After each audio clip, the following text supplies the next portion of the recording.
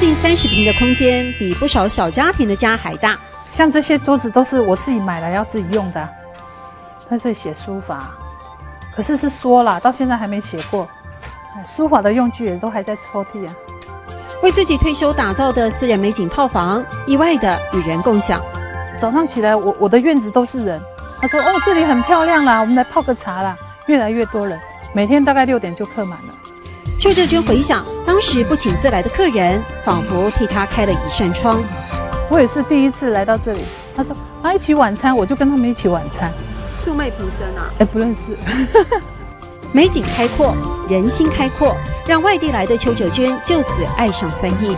因为他们就很好客，我觉得住在这里怎么那么好？住在庭院那里吃个饭，我也要过这种日子。家就成了交朋友的地方，成了走出婚变阴霾的希望。邱哲娟让家成了民宿，而过去经营客家餐厅的拿手菜成了美食招牌。这是风肉，对不对？对，风肉。你就这样子放在这外面炖啊？对呀，他要用木炭啊，用木炭炖。你看，有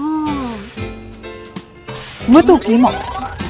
很香哦，很香，肚皮，来冻肚皮哈，很香啊！所以这样完了之后肚子都饿了，对不对？对，你看，哇！所以这好吃的秘诀是文火慢炖，还有一口粽，美味有口碑，总有人预购。昔日客家人怕客人吃不饱，附上点心的盛情，邱哲娟改良传承，留意点心，一如当初她感受的温暖，在旧山线旁。